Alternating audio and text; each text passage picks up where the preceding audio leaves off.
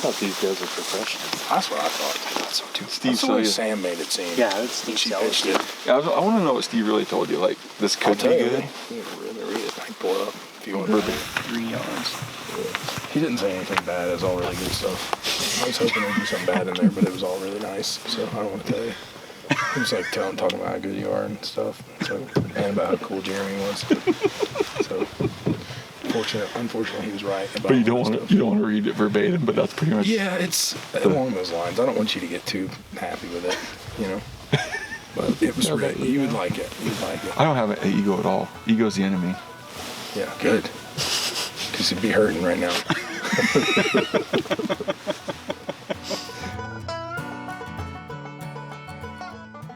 Welcome to a special edition of Cutting the Distance. Today, we're out in the Gila National Forest, chasing elk, the middle of September, and I've got some special guests, multiple guests. The one and only Luke Combs. What's up? Tyler Carlson, which is Luke's bodyguard. Yes. We've got Jeremy Romero. Thanks for having me. And myself here. We've been hunting. Luke was here he had a little stint in his calendar that he could run out here and hunt elk with us. So we're going to make the best of 3.5 days, and we still got a day left, but this is about our last time to record a podcast. So we're sitting here in getting after beautiful state of New Mexico. Getting after it here, you know. We got some nice, some horseback riders back here. Some people pushing cattle around. The biggest downside to that was like our plan for tonight. Yeah, and he came rolling off the hill. We were sitting here and we're like, man, this is gonna be great, just hunting right behind camp, and then here comes John Wayne plugging down right through the middle. The horse was just neighing as loud as it could. Yeah, it was good. That's made me hopeful, especially after getting blown out by those guys this morning. That was great, you know. No, it's been awesome. We've been hunting for 2.5 days. I don't know if we've stopped laughing or telling jokes since we started, but it's been a blast. We've had some great elk hunts, some good stints. We had a couple bad stints, times where things weren't working, but it's been awesome. So we're going to jump right into Pendleton's question and answer. And today, rather than pulling listener questions, which you can email them to us at ctd@phelpsgamecalls.com or hit us up on social media, and me or my guests will do our best to answer your questions. These questions are going to be brought from Luke and Tyler, and they're going to be questions you guys just had throughout the hunt. Why me and Jeremy are doing some of the stuff we're doing as we're hunting elk here. Yeah. I guess my first question would have been, obviously I think some of these were answered by just being out and hunting with you guys.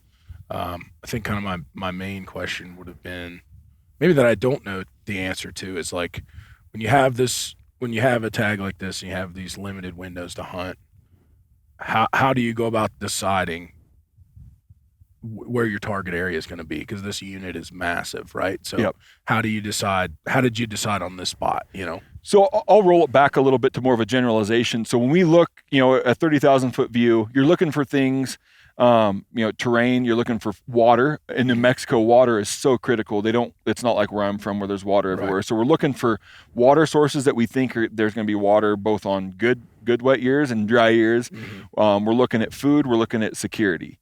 So you start to look at these areas, and Jeremy's local to New Mexico. I know a lot of people, and so you do get some of that, like, hey, you should go check out this area, right? And then we show up and we kind of truth check the area. Are there rubs? Are we seeing sign? Are we seeing? Right. And we had the ability. We were kind of hunting prior to you guys showing up, but we also were scouting prior too. Sure. So we when you showed up, we were kind of boots on the ground running. We knew there were going to be elk in here. We knew kind of where the hot spots were. Right. But yeah, sitting at your desk at home, you're looking for those bedding areas, water areas. Where are they going to eat? Right.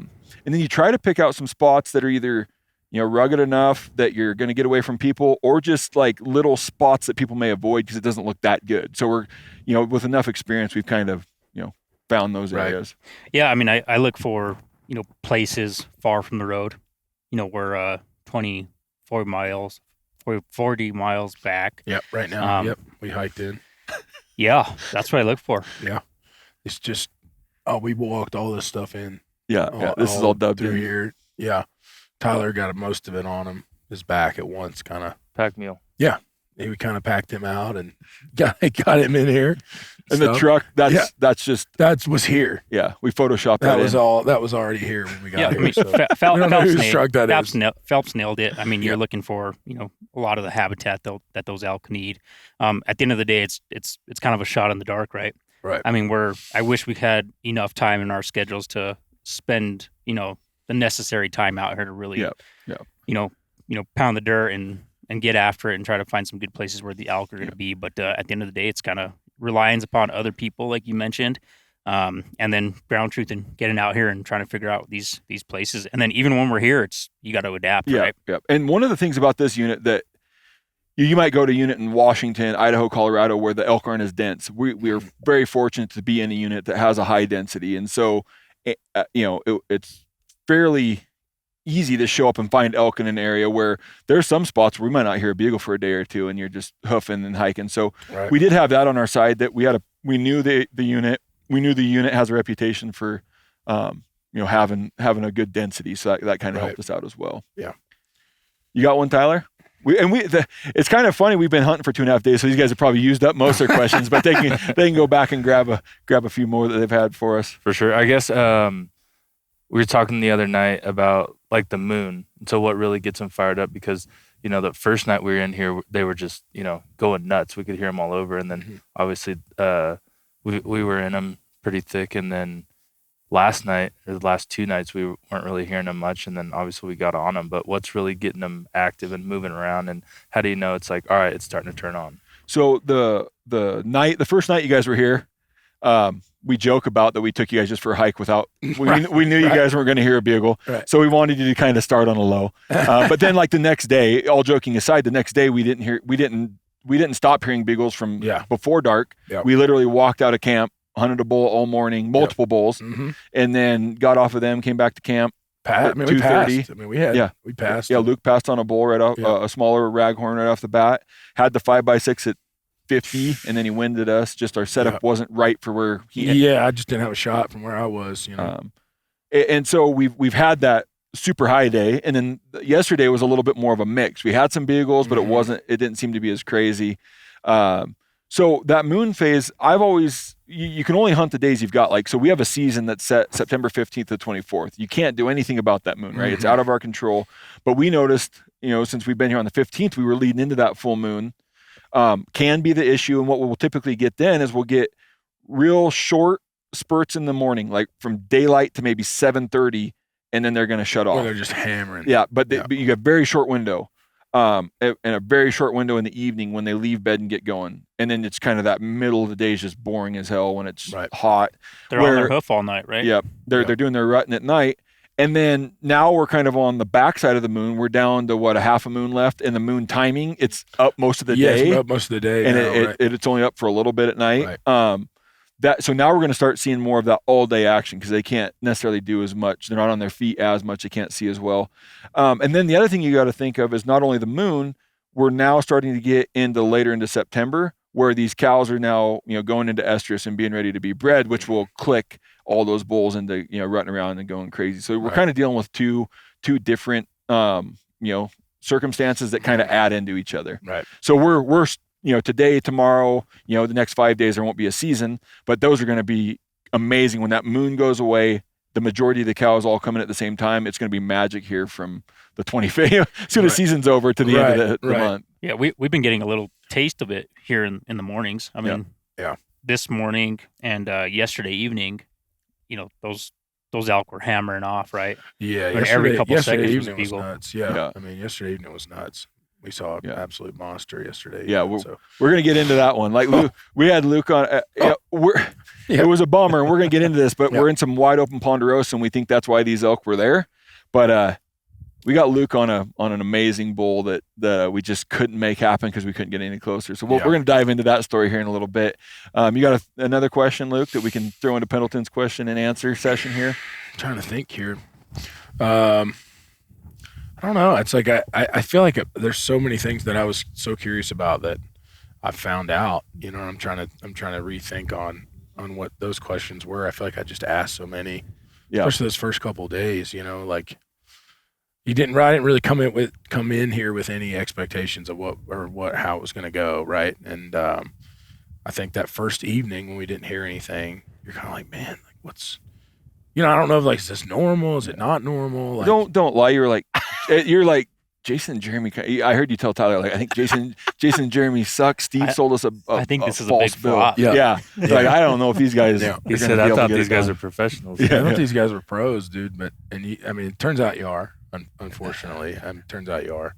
I was hoping you wouldn't be. I brag on you a little bit more for not being so good. But man, I just think that everyone's going to slay me for saying it's like turkey hunting. But no, it's really I love similar. it. It's really similar, man. I made a lot of comparisons. Yeah, and I love so much, man. I love that you said that because we get these Westies or whatever you guys people want to call us, like they hate the idea that you can tie the similarities to turkey and elk, but you had no preconceived notion of what this elk hunting was and made that same connection. Yeah. The only difference is you mentioned is like, man, we did 3 spirals, 7 up and downs. Yeah, that's the only difference. The wind is the only difference, right? I think I was joking with these guys this morning. I've been joking with these guys the whole time, but I was joking with them. It's like, man, we ought to just stay at the truck. It's like mostly because it's freezing in the morning. Like we ought to just stay in the truck and see if something moseys by. And then the last couple mornings, we hike our ass off into somewhere, and then there's a bunch of elk bugling by the freaking truck both mornings. So I mean that's about a 20-mile hike from the truck. Yeah, that's in and out, 20 in, 20 out. We just happen to be able to hear where they're at by the truck, 20 miles in. Yep. Yeah. No, I'm never going to live it down that Luke is, I think jokingly suggested we stay at the truck, even though he's trying to really make me feel bad. But I think the last 2 days we did this hike in, got the wind right, doing everything we think, got the bulls bugling. And then somewhere throughout that morning hunt, we're like, Jeremy, Luke, I think that one's right next to the truck. We could smell them this morning. They had just been there by the time we got back. If we had a camera next to the truck, it'd probably have some something pictures on it. Yeah. But that's just the way it is, man. It's the way it goes.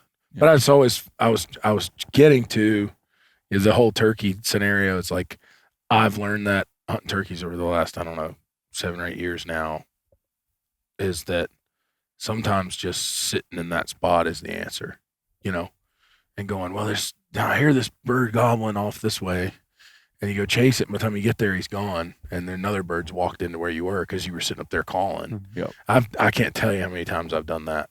So just remember that, guys. You're gonna learn something. Yeah. From your boy here. We try.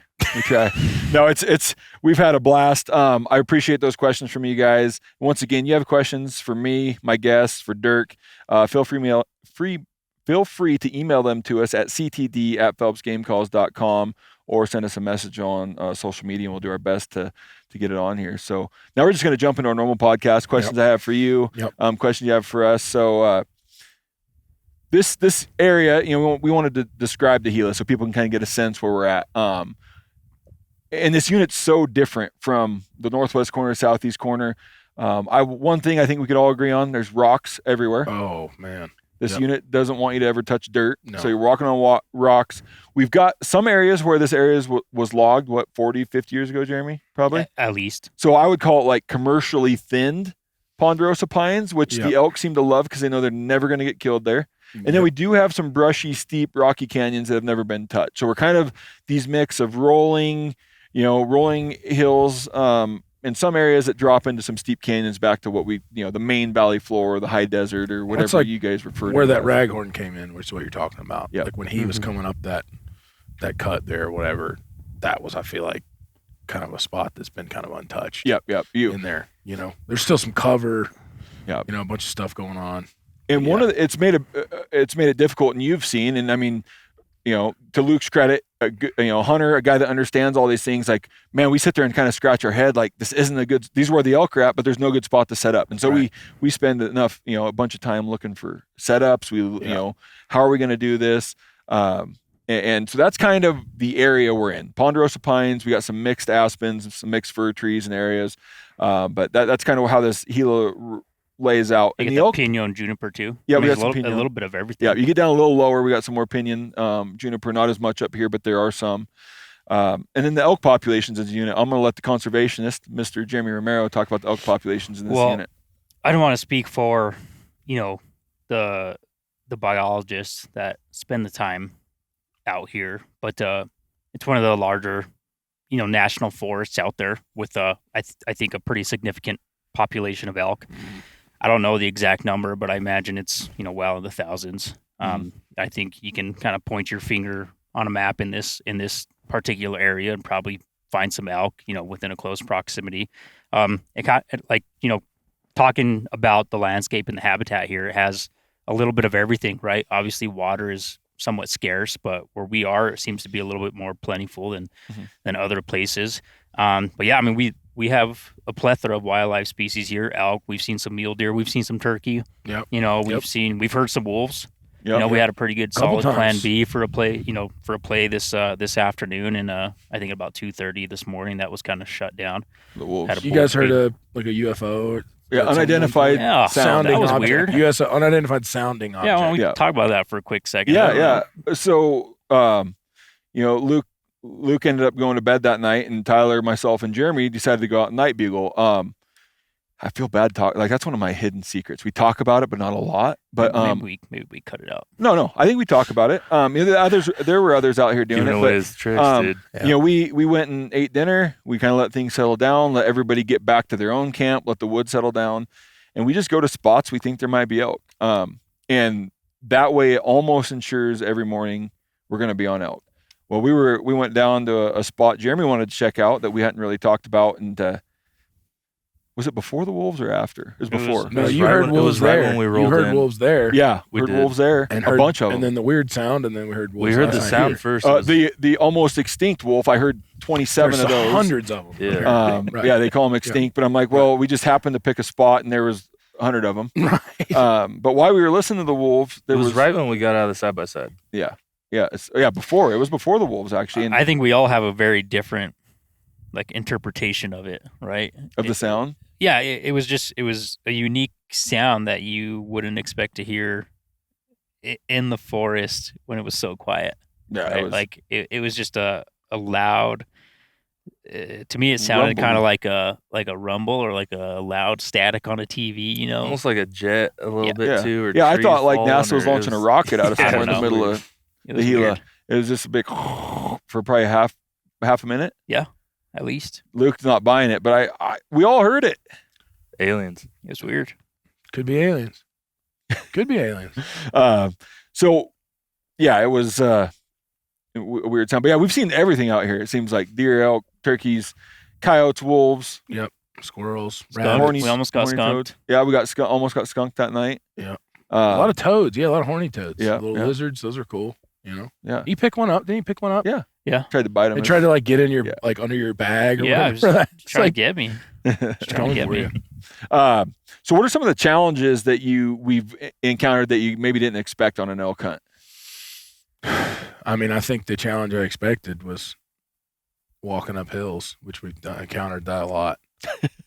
We've encountered lots of those. You've been getting after it. No, I mean, I don't think you've been missing a step at all. No. Oh, it's been. Cranking. I mean, I just feel like I wanted to, coming out here, right? Like I wanted to, we could have easily been like, man, let's go to some jam up private spot with no hunters and no hunt pressure, and get one on the ground, and I mean, we could have easily done that, right? But I think that, I always I had no plans, to do.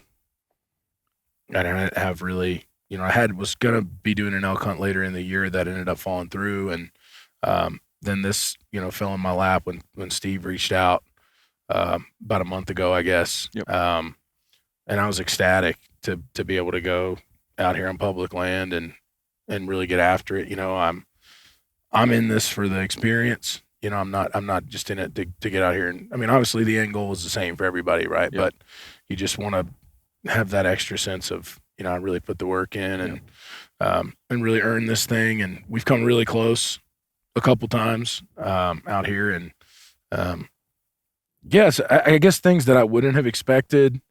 Obviously, I hadn't had any experience, hearing an elk bugle at right next to me. Pretty much, that was pretty awesome. Yep. I was not expecting it to be that awesome.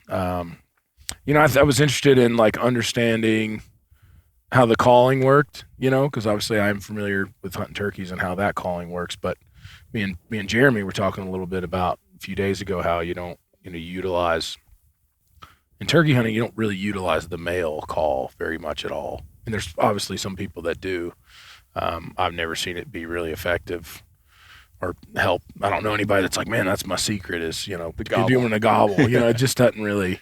If anything, it just maybe will elicit another gobble. Yeah. But it's just, it seems like here the female call is a little bit less.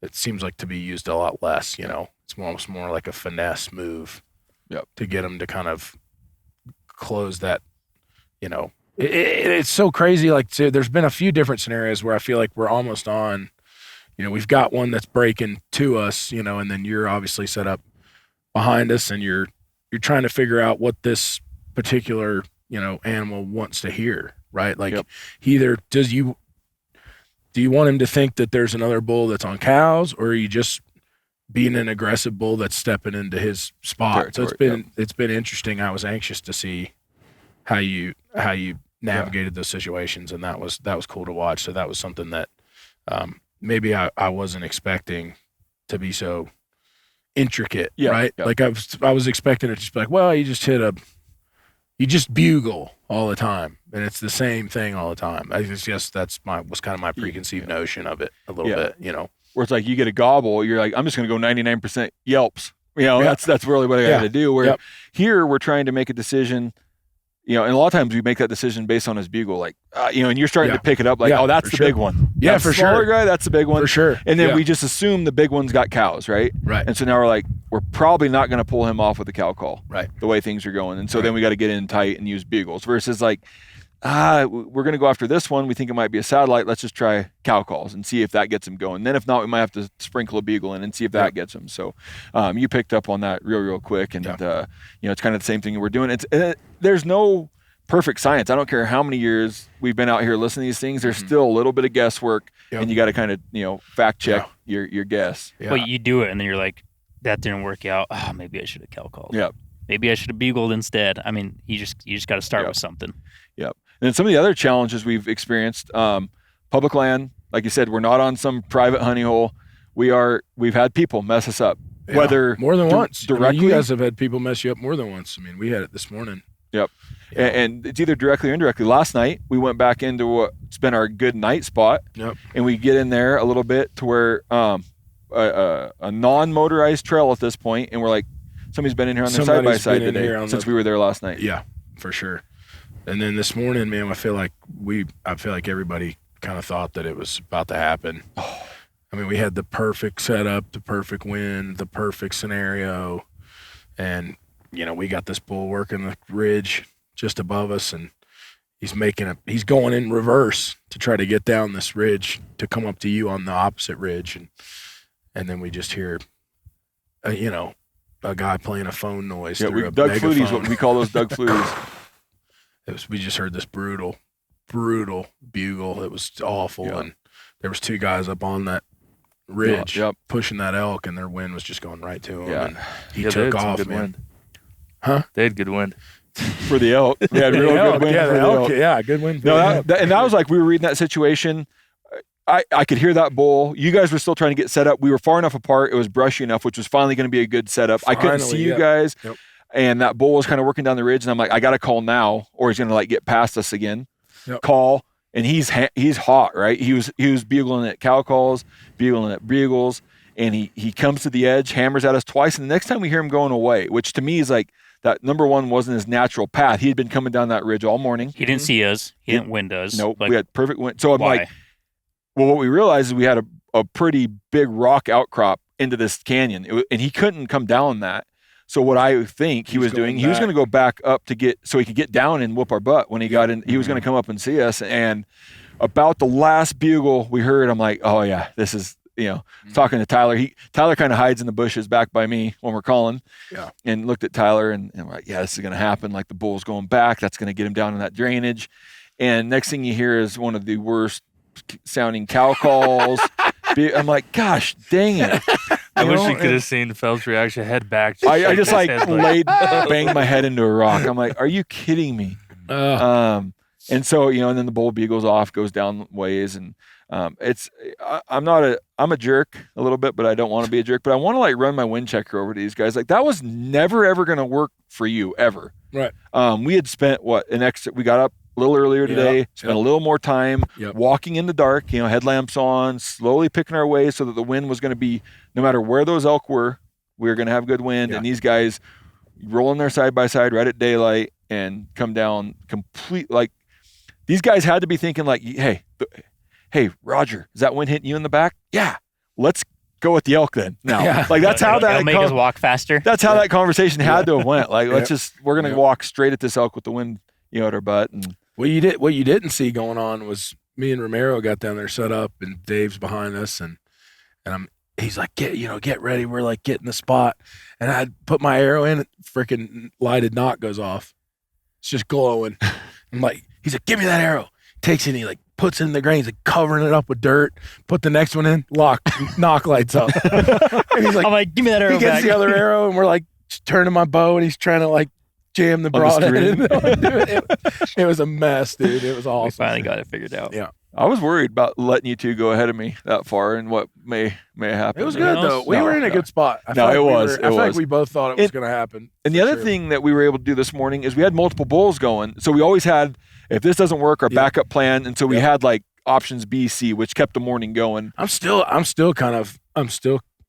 run myself through a couple times like what happened to the one that we thought originally was the one from last night. Mm-hmm. Who was up that we were originally going after before we heard the one behind us. When we came back to him and he was still working and we thought he was moving to that drainage and he stopped. It's like, where did he go? Yeah, never answered us again. Where could he have gone? Because that whole area they're in is just that open like meadow with those big pine trees in there. I don't want to give Luke any more ammunition to use against me, but if the route he was going, I think those were those elk we smelled like 13 feet from the truck. No, I figured they were. I just wanted you to say it. All right. You were setting me up. I was. Yeah. All right. I think that's what happened. He gave us one more bugle, went down across that canyon and went right between, right by the rig somewhere. But the next, I'm getting into my bullet. Yeah. Talk about whether Luke got an elk or not. We still got a day left. We got a night in the morning, but we may, like I say, Luke passed. I'm gonna tell the first part of the story. I'm gonna let you tell that first night story. We got on a group, 3 bulls, not far from camp, kind of really slow played them that morning. That was the one we really did a bunch of zigzagging, jumping over, ridge over ridge to get that wind right. Yep. Got up there, thought we kind of lost them for a little bit. We smell out, all of us, like, you smell that? Let a little locate bugle. They're 90 yards in front of us. Man, they were right there, dude. So I backed up. You guys went forward, and right away you guys could see the elk. Yep. Right below, a little raghorn. He did. He saw him up. Like I was just even backing up to not see him. So you guys saw those. We ended up, after they made me work for it a little bit, we finally were able to call the little raghorn into 33 yards? 30 something. And Luke had made the decision just to let, there was a bigger bull in there. Maybe if it was the only bull, he would have been more interested. But we had a good bull there, which, let's. And it was early, dude. It was really first morning. So you're like, Yeah. Let's get this big one and we're here. And they're hammering that day. So we're like, okay, well, we're in them. Like, we're in here. They're in here thick. So, this isn't going to be, let's not take the first shot. Yeah. You know what I mean? Like, And so it worked perfect. And just to give everybody a little bit of idea how we're calling these things. So our idea with some of this more open country is to have me set up 50, 60, 70 yards back. Yep. And then these guys, if the wind, we talk about this all the time, the wind's hitting us maybe from the right to the left. These guys will set up maybe to my left. This one we got a little bit in a straight line because we basically just had to drop where we were. Yep. But our normal setup's been, all right, I'm going to set back 50, 60 yards. You guys will go forward and then maybe out to the downwind side of me if that elk comes in and wants to get wind. That way it pulls them right into you guys. So that's kind of our setup. We get there. We knew I can only call the bull so far before he's going to wind you guys. Mm-hmm. He gets the 33 winds. And about that time, you guys spot the bigger bull coming over on the same trail. Oh, the exact same. And we can hear him bugling. He's coming in just hot. Yeah. And we're like, oh, this is going to work. Well, what happened is that that raghorn that winded us goes down and then kind of curls away. He's a little spooked. Mm-hmm. Well, that bull, instead of staying on the same path, that raghorn decides to chase him away from his cows and kind of takes him up there. Well, they're up on the ridge and he's still bugling. Well, all of a sudden that 6 point decides he's going to come back in. And we're like, all right, here it goes. Well, the bull's coming into me calling, not where your guys is set up, and he gets to what, 63? 63 yards from us and 42 or something from me. From you. Yeah. And the last little pile of brush he went in, he was going to pop out at under 50, but he catches you guys, your guys' wind again at 50 and then kind of doesn't really bolt out, just slowly walks off. Mm-hmm. Yeah. We took a nap for an hour and went back at him, and we don't need to get into too much details. We kind of walked smack dab into him, did some barking back and forth. We were able to kind of slow him down and almost save it, but then he had a pesky cow that didn't really like our situation. And basically 8 of us, it's not just us 4 hunting. Right. We've got audio producer, MeatEater producer, 2 camera guys.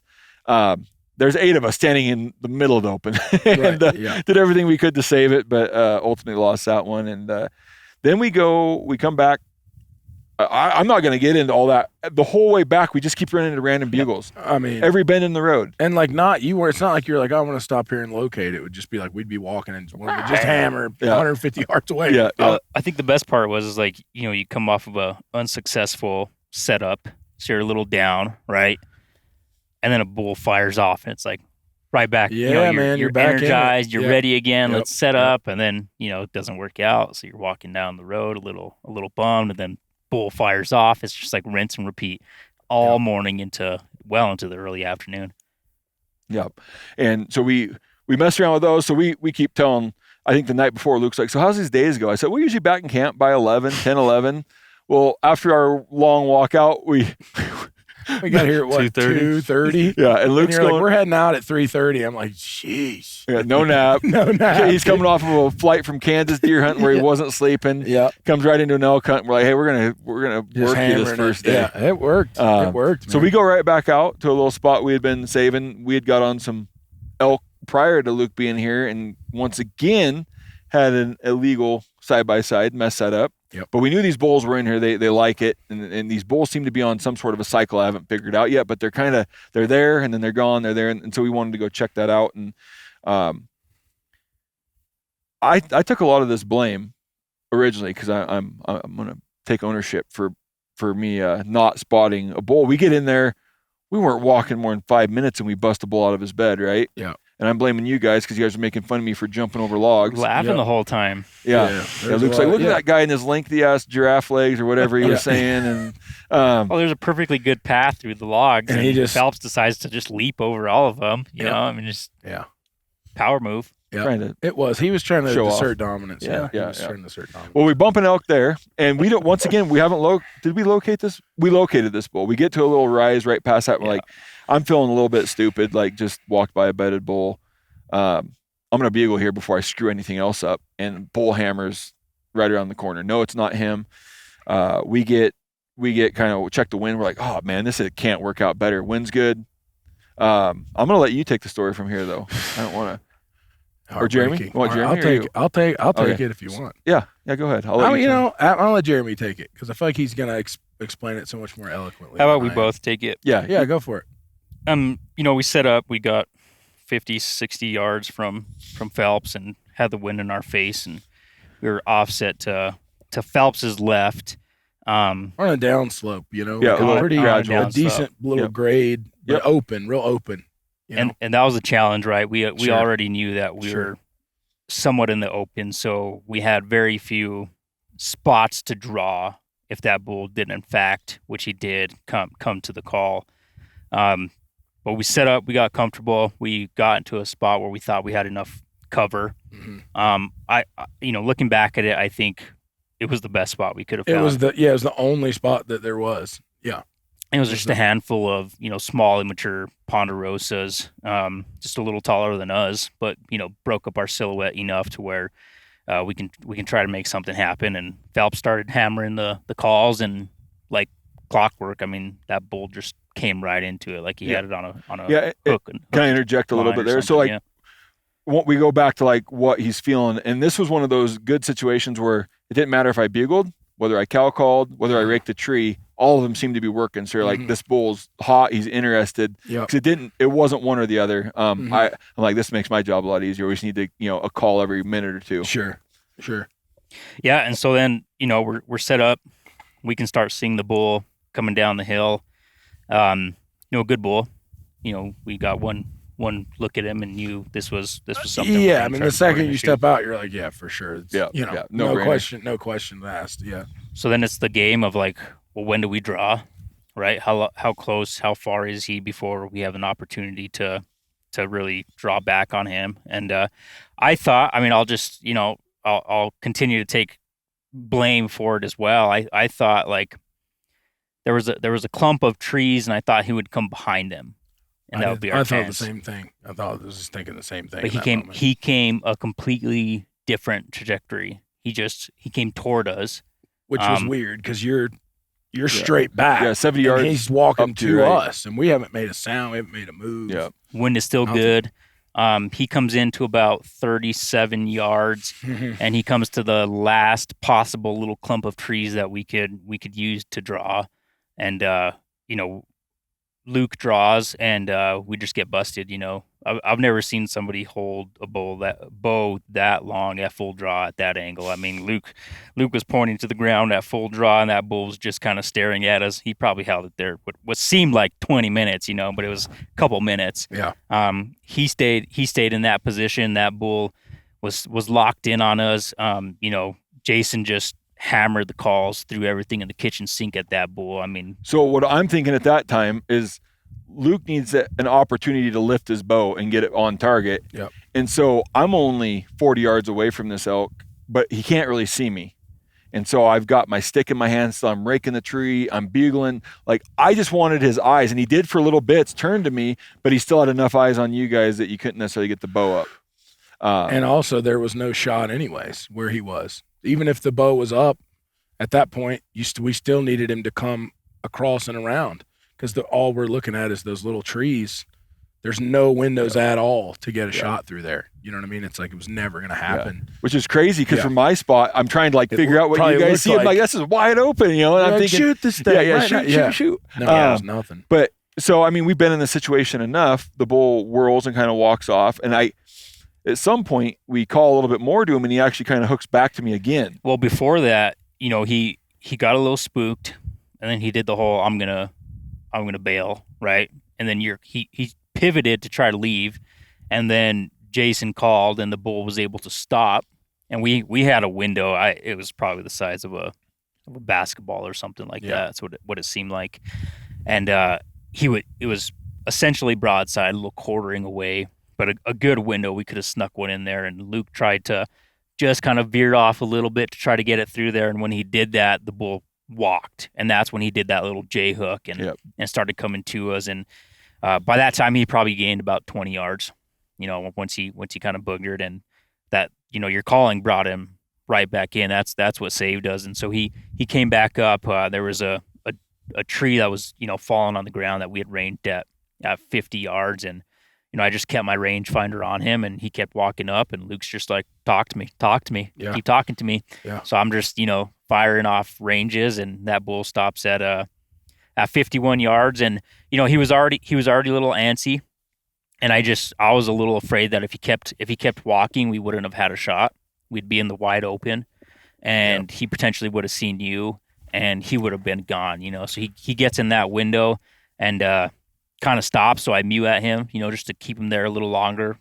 His attention kind of comes right back to us, and Luke lets one fire at 51 yards. A great shot. I mean, a great shot, and we hit him high in the back, and we were sitting there wondering, what the heck happened, and everything felt good. The shot felt good. We had plenty of time to take that shot.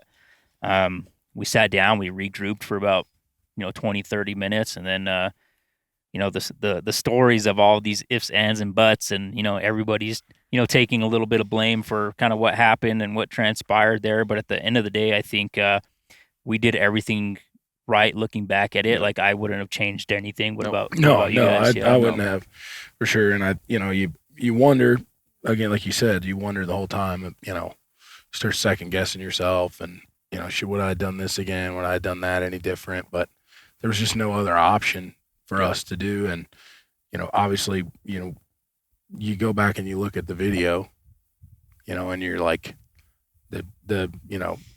he dropped 8 inches, man. Yeah. More, that 8 or more. 8 or more. So it's like that, the shot that I decided to take was, if that bull doesn't spook out on that bow letting go, man, like he's down, dude. Yeah. I'm gonna rewind to 2 days before, big country music star Luke Combs, world renowned, comes into camp. You're like, God, can this guy shoot a bow? You're like, what? Because we don't know each other or not. And I'm like, God, this is gonna be a train wreck. Like I'm gonna have to call this thing into 11 or 12 yards for this guy. Probably we might get lucky and hit it in the hoof, And so Luke gets the camp and shoots at 20. I'm like, that must have been an accident because he hit the middle. He hits the middle of the target, and Luke's feeling this. He's like, I want to back up to 30. So he back up to 30, and I don't know if he could have more dead center. I think he hit the same spot. The bullseye, and I'm like, either got lucky twice in a row. No, this cat can shoot. And I'm like, all right. I'm like, all right, I'm good. Luke can shoot whatever he wants to shoot because, a target of that at 30. So, I mean, I want to say, you weren't just taking a shot at 50 because we had, like, you were shooting lights out. Yeah. He'd hit that anytime. And we looked at your pin gaps, like your bow was shooting fast. And so you're like, I don't have a 50 pin, but I'm like, Elk's depth. I said, just that 40 at the top of 50, like that's going to be. And like I say, we put a piece of tape on the video so we could see the drop. And then, if you put a point on the kill spot, his back where you hit ends up in that spot. So it's like, maybe him being on alert. But it's like elk usually don't duck the shot, and so you were pretty hard on yourself. I didn't know you that well then. I wanted to give you a big hug, rub your back, make you feel better, and be motivational. But it's like, hey man, we got to wipe that one clean. It wasn't your fault. That bull's. The other thing that I would much rather hit him in the strap, knowing that bull. And I was able from my position to watch that thing walk away the whole way, and he had almost had the arrow shook by then. Hardly there was no blood. And we chased him the rest of that night, and he was fighting. We went and heard him fight for 2.5 minutes. He was down there fighting an hour later. A big old bull, because we seen the bull he was fighting later that night, and if he was fighting that guy, he was still feeling his oats. Yeah. So we followed it. That does make you feel better about it, right? It's like way better than a gut, liver, low in the cavity. He's not going to die from this. And so that was night. Or I guess it was technically our second night, first full day, and we'd been in bugles all day. We're able to have that opportunity and just had a dang elk that wanted to die. It was like a whitetail, boop, drops and out. And so we've talked about are there any tips and tricks you've picked up that you can relate to whitetail, to turkey? Or do you feel like there's still some stuff if you were to come do this on your own, you would you'd be able to use? Or I would feel not very confident coming on my own. You know what I mean? Like, I just feel like there's so much it's so much, like, without you guys, without y'all's knowledge of the terrain and the wind and, how you want to get in and get out. And really, I think one thing that was way above my pay grade was like knowing how the winds begin to shift as the sun rises and as when the cloud cover comes in and as it runs through these different drainages and up on these different shelves and stuff. Like, dude, I would be lost out here. And I couldn't help but think this morning that that's what's happening when we're busting out by these guys is they have the best of intentions, just like I would. If I was out here by myself trying to call a bull in, and I mean, I'd be that guy that you're laughing at on the top of the ridge going, it's just like there's so many things that you take years and years and years and years of experience to understand. And I'm lucky enough to be out here with, two guys that know what the hell they're doing 100%, not guys that know what they're doing 50%, because the 50% and is still not being able to get it done. That's how hard it is. Right. So I would, obviously I would encourage anybody to get out here and do it if you have the opportunity. But I think, having a chance to go with somebody who really knows what they're doing is a game changer, and it saves you a lot of. I think the lessons that I learned in the last 2-3 days with y'all would have potentially taken me 5 or 6, 7 or 8 seasons to figure out on my own. You know what I mean? Like you skip so much of that. Yeah. Well, why do we keep busting this bull, man? Like our wind was good when we walked in, you know, and he's up on this thing, and then now we're up here, and now he's, you know, they're not. Yeah. It's like you check the wind when you walk in, and then you forget to check it because you're so excited about him. Yep. Firing off, and he's right there, and then you don't even realize. I think it could be so easy to fall into bad habits like that. And I think that's where I would be. You know, I would definitely not feel comfortable coming out here. Did Luke just say we know what we're doing? I think that was a reach, but we'll take it. I think that's the first compliment we've got in 2 days, but we'll take it if that's. No, and we wanted you to be included in this hunt. Like it wasn't us taking you hunting. Sure. And so I think from day one, you had more questions. You and Tyler were both like, "Hey, what happens if this happens? What happens if this happens?" And then by today, you're damn near calling the shots. Like, Romero, I don't think that's what we should do. We should do, no, joking aside, it's kind of funny. Romero, me and Luke, I do want to say this. Me and Luke can come up with the greatest plan. Like I'm bouncing ideas off of him. Yeah. He's bouncing ideas off of me. And we're like, hey guys, we're going to do this. Romero's like, we should do the opposite of that. Exactly the opposite. Like none of that should be used. Yep. And we're going to do this. And we're like, what? And none of us have been right yet. No matter what we choose. None of us. No. Yeah. So it's kind of funny, but I think, seeing even the growth in 3 days, like, hey, this makes sense, or what about this? And we're like, that makes, we could do that. And then there's so many decisions being made, like, you can make thousands of different decisions. And so, like, hey, Luke wants to do this, and we both buy in. Like that could be let's go do that. We'll go try that. Besides sit at the truck, we haven't bought into that. We haven't bought into that one. You did buy into brunch yesterday, though. Yeah, bacon and eggs and which I think everybody here. That was a tough sell. I mean, it was a tough sell, but we finally got sold on it, and it was worth it. I mean, and to Luke's credit, we took the break. What did we go out and find last night? We went out and found a freaking hammer. Giant. Last night, freaking giant. Dude. Yeah. Yeah. You got to lay eyes on it. We got to lay eyes on binoculars, but it just wasn't a good spot for the camera. It was an impossible spot to get to. Yeah. Impossible spot to make a play on. Like, I feel like we really did. When we brought it down to the wire, it's one of those bulls. I feel like, where you're like, you do anything just to get eyes on it. Yeah. Like you stay there all night. There's no chance you're getting a shot at that thing. I mean, I think after when you first saw it, when you came up and me and him were set up on that thing and we saw those cows coming across, and, Jeremy had called you over to come up because the cows had kind of pilfered out. And dude, I remember you glad, because I dropped my Knox like 2-3 days ago. I'm like, I'm not even using these things, I'm just taking them off to shoot every time if we get set up. So I didn't bring them. I remember you glassing up at this thing, and like you got all gaggy and weird, dude. And I was like, "Oh man, what are we getting into here?" Well, it was wild, dude. Yeah. And I got nervous at that point because I was the only one that seen him. Like, oh, here goes Phelps getting all excited, exaggerating, and I'm like, Jeremy, you kind of just look and you give the guy the eyes, like you don't want Luke to get crazy yet or get more nervous than he already is. You're like, this is a giant.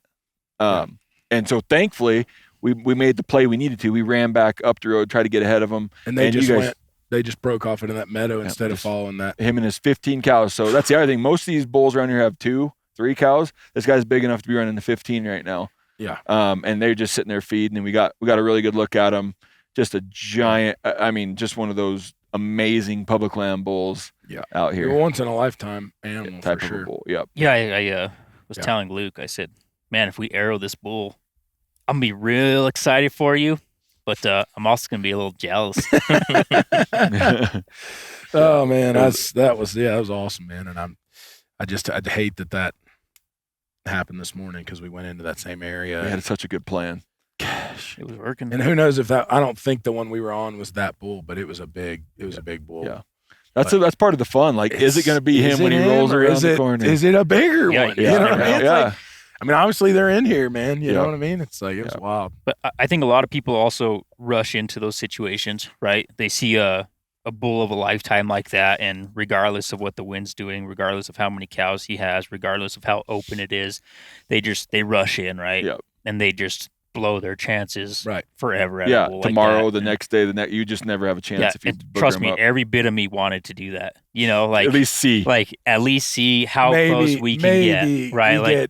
There's a chance happens and we get close, But you get into those positions, and we've been fortunate enough to be in enough of them where anything we do isn't going to work. Yep. Right. And so you have to make that call of backing out. You have to make that call of let's leave it for another day, regroup, re-strategize, plan for a different scenario. And, this morning's scenario, whether it was or wasn't that bull was what we planned for, what we strategized on, and it would have worked out. But God, there's nothing more frustrating than leaving a bull like that, right? I mean, oh man, knowing it's like, well, we can't go after him tonight, he's already spooked out and freaked out, it's like, and those guys might be back in there this evening, and it's all like, those trucks and stuff too. And then we saw more people showing up. Like we thought it would kind of cool off today because it's Monday, it seems like everybody that was working on the weekend is out. Yeah, and all the cow ranchers come up here to get their cows. Dude, there's guys on horseback in here. It's like what the like I'm at the county fair and the rodeo. Yeah. Well, Luke said, earlier he said that he wouldn't know quite what to do if he was out here, but he and I were talking earlier, and I think in the last 48 hours he's learned quite a bit to where like that situation yesterday afternoon. I'm pretty sure he was the first one that was like, "Hey, there's probably nothing we can do here. Right? We gotta back out." I mean, it's just impossible. I mean, it's like I wish everybody could see just beyond, the other side of what we're seeing right here. But it's just like, I mean, I really think if we're standing here and we heard one bugle on the top of this knob while we're filming this thing, what's your best option right now? There's not really sit one. And wait for him to go away and get over and then try to get up there. Right. It's like you can't pull him down here because he can just see everything. He can stand on the thing and, well, there's not any elk down there, but it sounds like there is, but there isn't. So I can see. Right. Yeah. It's like there's no guessing on his part. You can see Tyler back there lurking in a tree. It just there's that guy. What did Jeremy say? He said you said he's never always, too far, never too close. Never too far, never too close. Yeah. That should be your motto, dude. Never too far, never too close. Trademark it. The trademark it. Yeah. So no, we've got a day left. We're gonna do everything we can in our power to make this happen. All of us, everybody here on I'm the excited. Hunt. Like I say, it feels a little cooler. We got some cloud cover, which was like the great day we had. So really excited for tonight. But let's switch gears a little bit and get into Luke Combs, hunting, and how it kind of ties into some of your music. You're starting to get more and more references in your song lyrics. You mentioned it's becoming a bigger piece of your life. You're keeping and maybe if this is too personal, this can get cut out. No, it's, like keeping a diary for your kids, like just a hunt journal.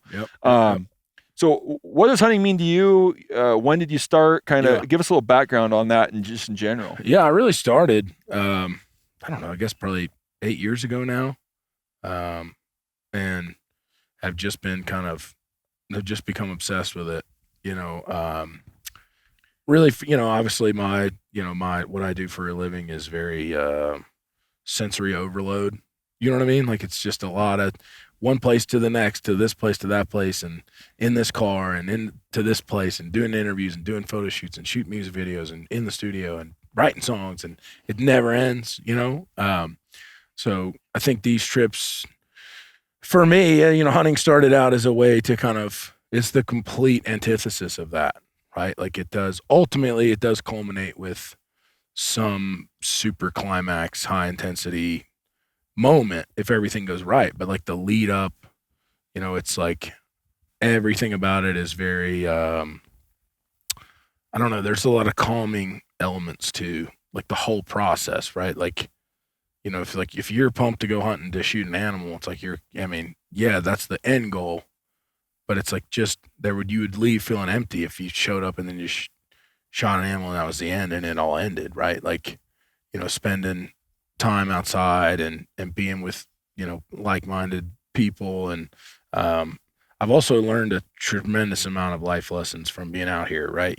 I was talking with you earlier when we were in the tent when this was all getting set up and talking about how the music stuff for me has always come really naturally, and not that it wasn't really difficult and that it's not a lot of work, and it is all that, but it's never felt like I had a lot to overcome in the sense of, and I guess that I did, but it just never felt that way. It's something that I was naturally good at, and I really have always believed in myself and my ability to do that. And once I decided I was going to do that for a living, it seemed like I didn't really hit a lot of setbacks, just the way my story kind of played out. I'm very thankful for that. I'm very lucky. But we've talked about a little bit on this trip that I'm just on a bit of a cold streak in the woods, man. Like the bull dropping, and I've had some other hunts that just kind of you do everything the right way, and then it doesn't work out, the way that it's supposed to. And I mean, even down to the the 11th hour, like I've had stuff recently where I'm like, we're already celebrating, and then it doesn't go the way that you think that it's going to go. And so I've learned a lot through those experiences, right? That not, just because you do everything you can and you prepare the best that you possibly can and you do everything you feel like the right way, and you're coming on these, public land hunts, and, I could probably afford to go do whatever hunt I wanted to, but I don't want to do that. Yep. I want it to be a challenge. I want it to be difficult. I want there to be, I want it to be, I can't say I want to go hike to the top of the Himalayan mountains, but you know what I mean? Like, I don't want it to be, I don't want to just sit in front of a big pile of apples and they go, well, that's, this is, razor blade's going to walk out in 5 minutes, you know what I mean? And you're going to shoot it. It's like, I'm just not interested in that, So, but I keep that journal, man. And it helps me kind of, especially through this kind of last year, I guess it's been really tough for me, at least big game wise. Yep. It's been tough for me. I've had a great turkey season this year. I'm thankful for that. I love that, turkey woods seems like the only thing that keep me coming back right now. It hasn't been a lot of, hasn't been a lot of good outcomes anywhere else. And, but I keep that journal really, me and my friends talk about it a lot that I go hunting with, Dan and Reed, they have a podcast through MeatEater, and I've bbeen hunting with those guys for years, and they're some of my best friends. And, they grew up hunting, and their dad hunts. And so they're like, man, I wish my dad would have done that. I wish I could go back and read all my dad's, the days that he was miserable and the days that he was, that he got the biggest year of his life. I wish I could had all that stuff, And so my wife bought me that book a few years ago for Christmas, I think around 2019. And just this elk hunt's going to be the last pages of my first journal that will be completely filled up. So I'm excited about starting the next one, and hopefully we can get something done, and there'll be something good in the end of that one. We're gonna do everything we can. I mean, we got to know Luke. He was a big country music singer prior to this. Hopefully be able to call him a friend for life now after this. But one thing I've noticed about Luke just walking around the woods, like very family oriented. Like, man, we see like a random bone. He's like, man, like I can't wait till my kid asks me about what that is, And so it's 100%. Like, I feel like it, it's a little cliche, but it's like, man, he's here for the, you're doing this for the right reasons. You're thinking about the future, and a big family man. And the last album, Father and Sons, and some of your other music, you talk about hunting, hunting by myself again, which may be a little, metaphor about your kids growing up, but it does tie it back into hunting. Do you get any? I'm going to rewind a little bit. Sure. We've had some conversations on these hunts that kind of lead to this. You mentioned that throughout your career you've been able to maintain a lot of creative. Is there ever any pressure from any not to sing about hunting? Like, do you have that creative where it's like, hey, we don't care if you talk about hunting? Or I've never had any. There's times when there's times in the writing room where we've come up and we're like, man, maybe it's like you don't talk about it in this song just because it doesn't make sense. Or sometimes like. I think, a lot of the guys that I'm friends with, we all kind of hunt, not every guy I'm friends with, but most of the guys I'm really close with, we do. So we all have that in common. And like, we've been joking this whole week about, they're just up that draw or the gut or the cut. There's 100 different names for like a little valley with a creek going through it. You know what I mean? It's like, and it's like some of the lingo is so specific that I feel like, and when I'm writing a song, it's like I try to not say the same stuff in the same way that everybody else does. And I'm sure people will shred me apart for saying that, and they'll find every song I've done that somebody else has said something in. But it's like when you try to reference hunting, it's like it is, even amongst country music, where it would be most prevalent, it still can be at a deep level. It's still a niche thing, right? Like you can't talk about climbing over the saddle to get your wind right, because like nobody's gonna know what that is. Doesn't relate what to that it, is. yeah. Like there's like 10 guys that are like, oh, I got it, and like 4 of them are right here. You know, it's like so. But I know I've never had any pressure from anyone to say don't do that. I think hunting songs can be, because I do feel like that hunting gets a bad rap. Yep. From a lot of people, and that, you know, that kind of makes me upset a little bit, because it's something that I value so much. And I do think that it has, you know, it gets a lot of bad press. It has a lot of bad PR from a lot of people that maybe don't know a lot about it, or a lot about a lot of things that kind of are in that world. But I've never had anyone say don't sing about it, or don't, you know, write about it, or don't talk about it. Yeah, and I just think, you know, I'm lucky to be in a genre that does. I know, you know, me and Steve have talked about it. He knows some people that hunt and they don't know anyone else that hunts. Yeah. And they feel kind of lost. Yep. Because I can't imagine like loving hunting and not having any hunting buddies. That would just be like the worst. Yeah. You know what I mean? Like, Yeah. Why? It's like, right? Like that's like, to me, like 75% of going is like the camaraderie. going Some of with the best good- time to spend outside and you have no one to share with. And like going with people and like sitting around drinking, you know, whiskey out of a freaking coffee cup. You know, it's like that's the good stuff. You know what I mean? Yeah, And it's like that's the stuff that I feel like those are the stories ultimately that, you know, that you end up telling, right? Like you hang your mount on the wall, but I find myself, you know, telling stories about me and something funny that happened to my buddy on that hunt, as opposed to, you know, when we shot that whatever. You know what I mean? It's like, so. Yeah. No, I've never gotten that pressure before. But I could see, I'm sure that there are people who probably have, to be honest. You know, but just the way my thing's kind of set up, it's like no one's ever really had that dominion to like, hey, don't do this or don't do that. Yeah. You know what I mean? But I'm sure that that's happened to people before. Yeah. It's like I said, I kind of sit back. Some hunting references are a little bit cringe, but it's like you listen to like Hunting by Yourself again. You're like, it's got a metaphorical meaning. It's more about watching your kids grow up than it is hunting. But it's like, you found a cool way to mix that in. The hunting songs, man. I've heard there are some really bad ones out there, dude. I mean, there's some really bad ones, and it's like it's such a razor's edge. And I'm glad you said that again, because I was trying to kind of circle back to that in my last talking point was. It's not that you don't want to write about it, but you have to. It's such a razor's edge between complete cringy garbage and like something that's well done enough, but that a lot of people can understand. Yep. Like if you did it really well, there wouldn't be a lot of people who could, you know, glob onto it and relate to it, because it's all so specific. Yep. It's all knowledge based. It's all, you know, so it's hard to write a good hunting song. It really is. It's very difficult. So hunting, mainly turkey, mainly whitetail. The last couple of years, you came out in 21 with Steve. That was your first Western big game. You were able to take a pronghorn in Wyoming. Yep.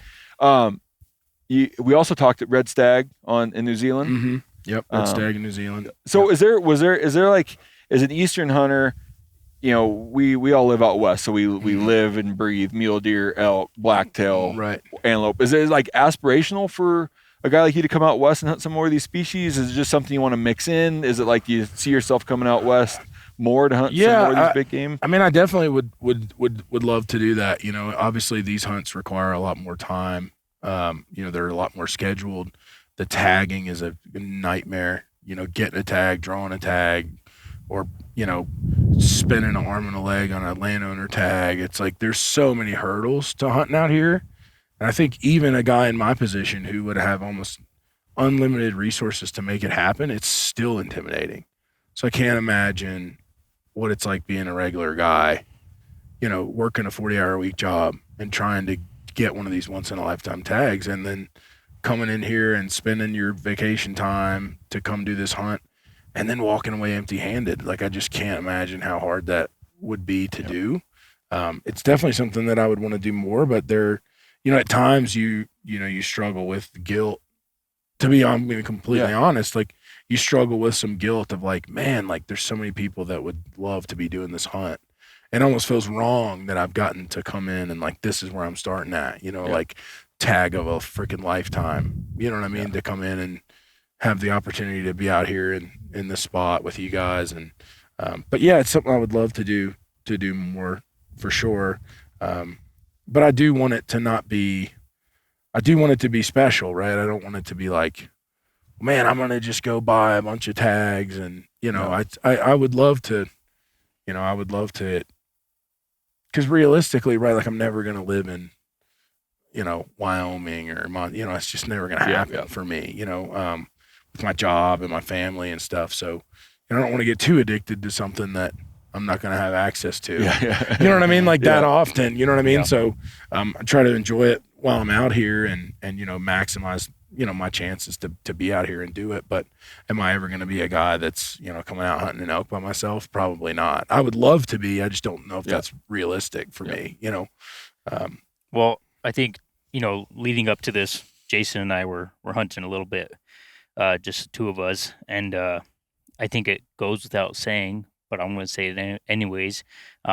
Like just the amount of respect that we have for you coming out, grinding, doing it public land, like all the variables that could go wrong, we've experienced. Right? They have everything that kind of could go wrong has. In some ways, I mean, right? you're optimistic about it. You're hungry out here. You want to get up and get after it. And I have a lot of respect for somebody who's willing to go through that, the highs, the lows, the in betweens, and get after public land elk, because there really is nothing more difficult than hunting big game. I'm sure there are. People are going to say there's a lot climbing of more Everest things, or climbing Everest, or, doing an expedition in Antarctica or something like that.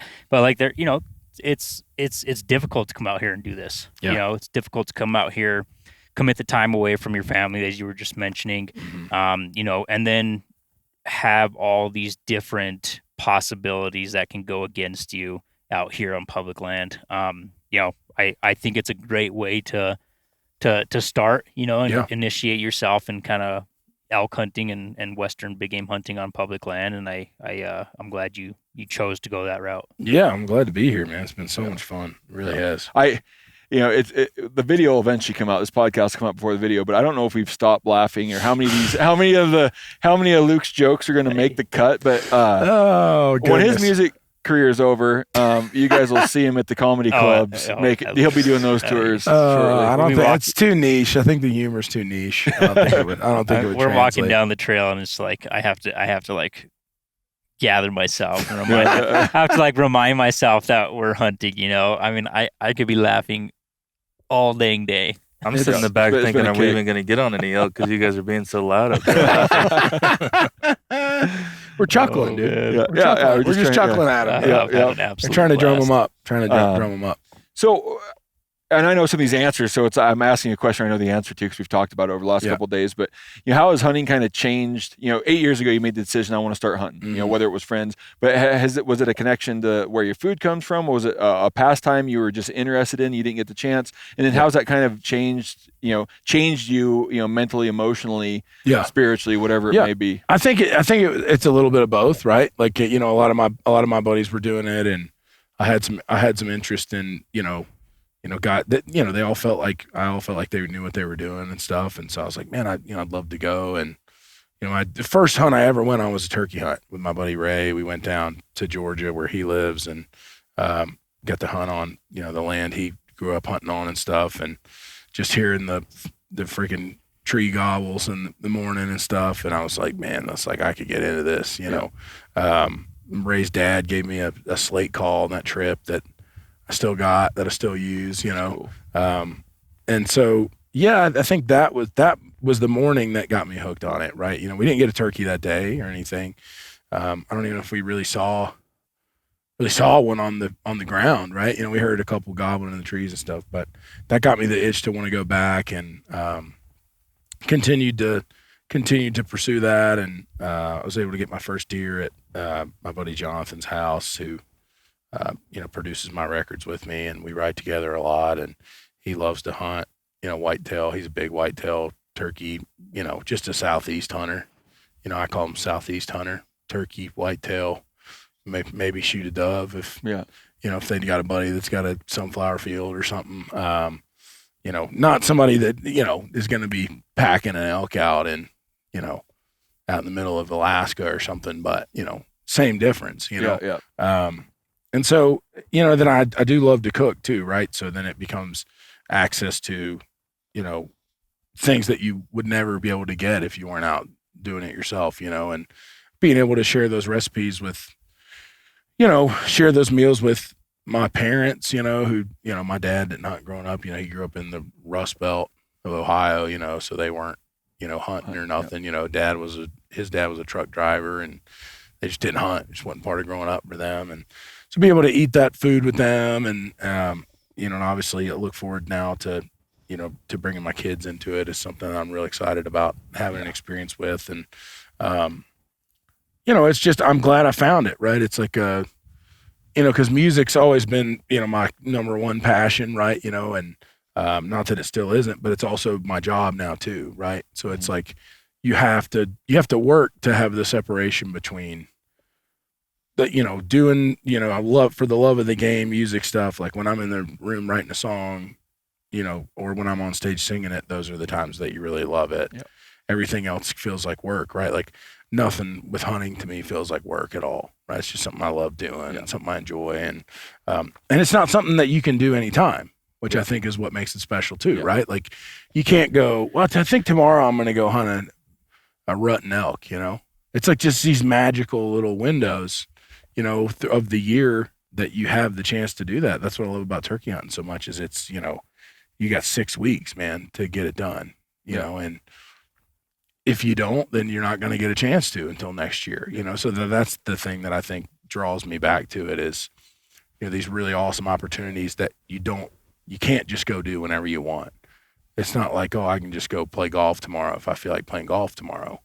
Hunting's not that way. Having the opportunity to, chase a huge whitetails in Iowa or something like that, that may ultimately be a once in a lifetime experience for me. Yep. You know what I mean? So that's the thing I think makes that's it cool. Special. It makes it cool, not right? Always, yeah. Right? Yeah.